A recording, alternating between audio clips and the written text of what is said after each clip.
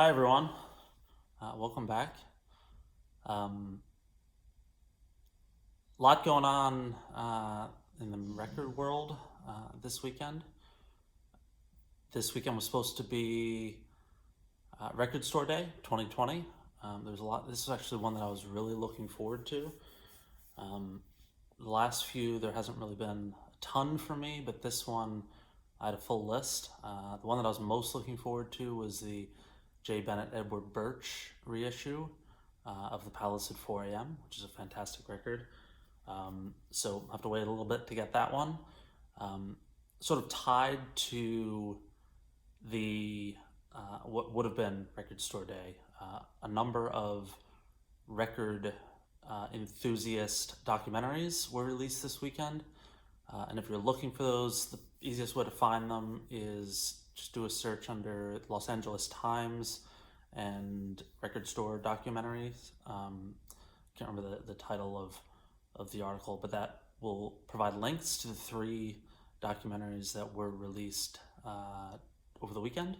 I'm looking down because I noted their names. They are Record Safari is one, a documentary on other music, the famous New York record store that closed its doors in 2016, and then another one called Vinyl Nation. So I have watched the first two and most of the third. My favorite is Record Safari. It's about this gentleman named Alex Rodriguez, not that Alex Rodriguez. This gentleman lives in Los Angeles, and he curates the record stores for Coachella, which initially when I saw that was sort of the storyline, I thought maybe it wasn't really my cup of tea, but this guy is fascinating. He is the most hardcore record collector I've ever seen in my life. Drives around the country, stopping at different stores, collecting records. He knows every genre. He knows almost every record ever released.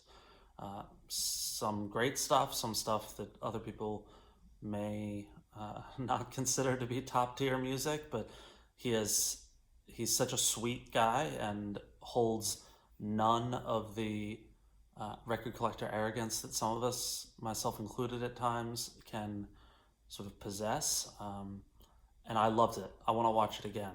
Record Safari, again, go to the LA Times music documentary, do a search, and you should get that article, or you can maybe just search for Record Safari. The other music documentary was also really good, but sort of seeing Record Safari after it reminded me of how other music was a very intimidating place, and you sort of needed to be in the know. And as much as I shopped there, which it wasn't my favorite record store in New York. My favorite record store in New York at that time was probably Sounds. There were two Soundses, and they were right near each other. One was on the first floor, one was on the second floor on St. Mark's, a couple stores down from each other. That was probably my favorite. And a record store in Brooklyn called Holy Cow, which is very close to where I lived. That was on 7th Avenue. I used to go there every Saturday, sometimes every Saturday and Sunday. So those movies, they're all worth checking out. Vinyl Nation, I'm almost done. It's more of a sort of or a Wikipedia look at record stores. There's some good stories, but I didn't find it nearly as interesting as Record Safari or other music. So check those out. Hope you like them. Today, inspired by you see I'm back in my original room. Just thought I should probably be around records. I'll just switch it up from time to time. One other thing I failed to mention, I never started doing these videos for subscribers or to build a business, or just doing it because I love to talk about records and I love watching other folks do the same. But thanks to my friend Maslov, who most of the people on here probably know very well, 200 folks have subscribed to this channel. I went into it thinking I'd have 20 family. So for those of you who I don't know who are watching, I appreciate it, and let me know where your channels are, and I would be happy to return the favor. So, tied to Maslov, he has been doing these sort of conversations with other records. Let's get that. Conversations with other record. There we go. Conversations with other record store folks like myself. He and I did one. He did one with, I think his name is John, at the Digital Gramophone. John has very similar tastes to me, or I have very similar taste to him. A lot of alt country stuff, a lot of rootsy Americana. I follow him on Instagram, and almost every post could have been my post. But he and Mazzy recently did a 5, 10, 15, 20, 25, 30, etc. exchange, and that is sort of lifted from Pitchfork. I love when Pitchfork does these. They've done them with a lot of my favorite artists. So it's what were you listening to when you were 5, when you were 10, when you were 15, up until whatever age you are. So I can go through 45 because I'm just past 45. And that's what I'm going to do today. Again, almost every one of those on Pitchfork I read. And it's very similar to What's in My Bag on Amoeba, on Amoeba's website and on their YouTube channel, where artists come on and discuss whatever records they were buying, or DVDs, or CDs, vinyl, etc., while they're in the record store.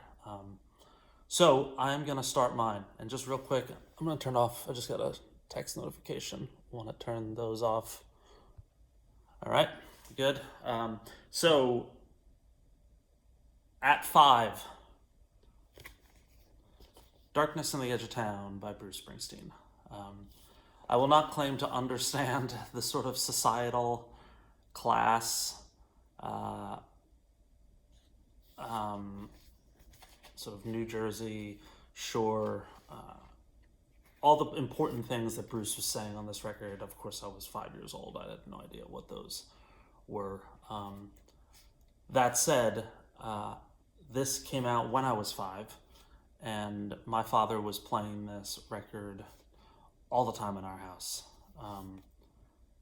So frequently that I got to know the lyrics, from what I remember, the lyrics to a lot of these songs, including Badlands. I remember being very young and loving The Promised Land, and I couldn't have been more than 5 or so. This was around when I was 5, and I remember this so well because once The River came out in 1980, the music in the house quickly transitioned into The River. But when I was 5, it was Darkness on the Edge of Town. Born to Run was sort of put on the side for a little bit while we listened to this one, and I won't get into my favorite records of all time, but let's just say when I do that, this is going to be right near the top. So that's 5. At 10 years old, I saw the first concert that I remember. So I am told that I was at Elton John in Central Park sometime in the late 70s. Don't remember that one. But I do remember this one, and it was at what was then the Brendan Byrne Arena in New Jersey. I don't know what it's called now. It was turned into the Continental Airlines Arena. It's the arena that's adjacent to what was Giant Stadium and what is now MetLife. I don't even know if that arena is still there. But with all that out of the way, we saw Fleetwood Mac. I think it was the 1982 tour, the Mirage Tour. And this, of course, is their greatest hits. And there was a lot of this in our household. Rihanna, Gypsy, Say You Love Me, Dreams, Sarah, Tusk is probably my favorite on the greatest hits. But when I was 10, this was sort of my introduction into harmonies, into songwriting. Just was played very consistently in our house, all the Fleetwood Mac records, but especially the greatest hits. So that's 10. Now it gets a little bit cooler. At 15, I was just about to go into high school. I was in eighth grade, and at the time I played a lot of basketball. Uh, Played on my school team. We had some traveling teams that we played on, and I was introduced via a number of friends to early hip hop. Uh, and my favorite, I remember I had this album as well as the Big Daddy Kane, Long Live the Kane record on cassette, and I remember having to buy both of them twice because I wore them out. And this is Paid in Full by Eric B. and Rakim. Um, I found this recently, it was probably about 2 years ago, here in Northern California. I remember it wasn't cheap, it was at a record store in San Francisco. I've never seen it since, so I think this is actually quite hard to find. But this record and Follow the Leader, I listened to all the time. We used to warm up basketball to these guys, but it it ran fairly deep. There other bands, 7A3, I think they were a Southern California band that I really liked. I think or hip hop act. I think they only had one record, and it was just a very cool time. I'd never heard any of this music prior in my life. I'd heard a lot of soul and R&B, but never hip hop. And for a few years, this is primarily what I listened to. Public Enemy was my favorite, but this is the one I remember listening to most with friends of mine growing up in New Jersey. Eric B. and Rakim, Paid in Full. 20, I took a little bit of liberty here it was probably 21, but it was the most pivotal period of my life in terms of music. So I had to include it here, and the record here is Uncle Tupelo's sophomore release, Still Feel Gone, which came out in 1991. I discovered this, I think it was, it definitely was the summer of 1994. Right after I discovered Uncle Tupelo's Anodyne, I bought their other 3 records on CD at my local record store in New Jersey, and this is the one that hit me the most. Especially the lead track Gun. Other great ones, Looking for a Way Out. The whole record is great. Fall Down Easy, Nothing. I'm just reading them off one by one. This record set off most of what you see behind me is via this record. So I discovered tons of old country and folk and a lot of punk records, because this, at least early Uncle Tupelo, was very much a merging of sort of country folk Americana and punk. There was a song called D-Boon on this record. So Uncle Tupelo, Still Feel Gone, still listen to it regularly. Great record. 25, this one was easy. For about 2 years, probably 98, 99. I saw this band so many times. Probably 20 to 30 during that period. A lot of those shows in Philadelphia, which is where they were from. But there were a bunch in New York, saw them at the Jersey Shore a bunch. For that 2-year period, I would say maybe the best live band I've ever seen, truly. And this is Marah, the incredible debut title of Let's Cut the Crap and Hook Up later on tonight. Here are the guys in the original. I have that sticker right there, signed by the band. And those are the Blanco brothers, Serge and Dave. I think it's Danny Metz was the bass player. And I can't remember, something Vance is the drummer's name. These guys, man, what a live show. I used to walk out of their shows absolutely, Ronnie Vance and Danny Metz, that's right. I used to walk out of their shows absolutely soaked in sweat. And oftentimes when the shows ended, it wasn't over. We would hang out with the band backstage, and then we'd go out or we'd go to somebody's place. They had a studio in Philadelphia that we'd hang out at quite a bit. Marah had 2 Superb Records. That one, Let's Cut the Crap and Hook Up Later on Tonight, and their second one, Kids in Philly, which came out in 2000. So from 98 to 2000, they were my favorite band. So that was a very easy choice. What are we at? 30. 30? Yeah, 30, 35, 40. Yep. Also an easy one, came out that year and played a pivotal role in me leaving the East Coast and relocating to California. This record by Josh Rouse, 1972, a perfect record. It came out in 2003, not 1972, but it very much is a throwback to that time. And there's a song called Rise, which closes out the record. And I believe the line is 30 years old, nothing's changed. Something along. I used to listen to that line over and over as I was waiting for the F train from Manhattan to get back to my home in Brooklyn, because I wanted out so badly. Not of New York, of the situation I was in.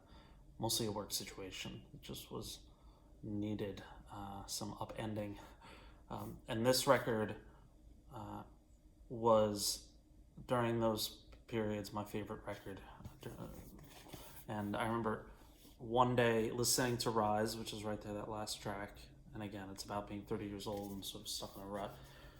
And I remember, I think I was coming from 7th Avenue to my stop, which was 15th and Prospect Park West. I think that was a stop on the F. And I listened to Rise, and as those lyrics came out, I said, that's it, I'm leaving. And within the next week, I quit my job and worked on a political campaign for a year, and then came out here. And I really think this record had a lot to do with it. It had a lot to do with why I'm sitting here with my dog, who you guys probably don't think is real because you never see him.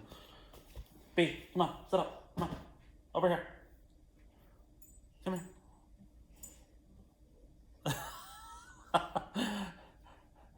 Who's that? Who's that? I don't want to touch the camera because it's in like a delicate positioning. So if I can get him to come, want to come up here? Come on here. Come on. Come on. Come on, boy. Come on. Come on. Come on. Come on. Up. Up. Up. Up. Yeah. Come on. You can do it. Yeah. Come on. B. Come on. There he is. Who's that? Look. There's an old man. His name's Bennett. This is B. He's about to turn 11. And he exists. So there you go. You want to go down? There you go. All right. We are on to 35, another easy one. Now he's into it. Josh Fritter, The Historical Conquest of Josh Fritter. Josh Fritter has many great records, none, in my opinion, better than this one, which came out in 2007. Right Moves, The Temptation of Adam, Empty Hearts, To the Dogs or Whoever. This, to me, is one of the best records of the last 20 years, bar none. And I was in a relationship at the time, and we listened to this record all the time. We saw him live a bunch of times, and I can't speak highly enough of this record and really all of Josh Fritter's material. He is such an not underrated. He does actually pretty well, and I think he does really well in Ireland. But this is a perfect record, top to bottom. We got 2 left, and I gotta get the dog out. Right? B? Also easy, this one's at 40. Jason Isbell's Southeastern, which I've talked about a number of times. I adore this record, and it hit at a very good time for me. I don't know, it was just very well suited to where I was in my life, and these songs, every one of them great, with the slight exception of Super 8. Don't tell anyone I said that. Because most people just consider this a masterpiece. Jason Isbell's Southeastern from 2013. Last one, 45. It's the only one that is not from that period. It was released during that period, but this is not actually a new record.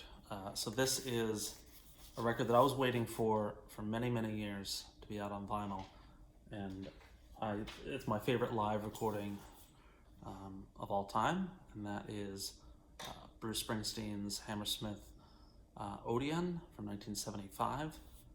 The first track, Thunder Road, which most people know that song, I think on this recording is the best live recording of any song I've ever heard. And then it's 10th Avenue Freeze Out Spirit in the Night. Just tremendous. And during this period, this was reissued in 2017, so just 1 year prior to that 45 date. It's late 2018, I turned 45. Yes. But I was listening to this record nonstop for that year, and I'm going to listen to it right when I'm done here. So that is my 5 through 45. Maybe I'll do another one when I hit 50 in 4 years.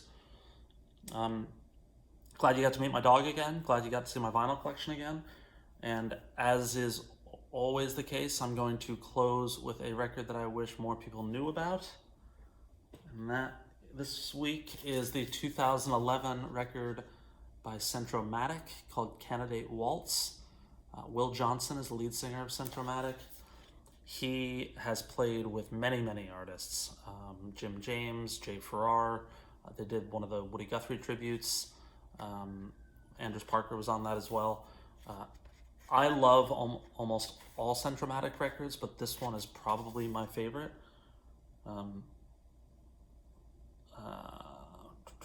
Only in My Double Mind is such a great song. Solid States, All the Talkers. It's a short record, but a great one.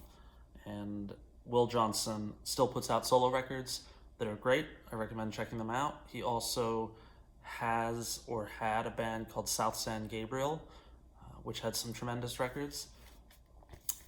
Check out Centromatic. Start with this record, Candidate Waltz by Centromatic. That is it. My Sunday installment. Happy birthday to the archivist. That should have been at the outset. Today is her birthday. So we wish her well. And that's all I got. Hope you're all doing well, and I will talk to you soon. Take care.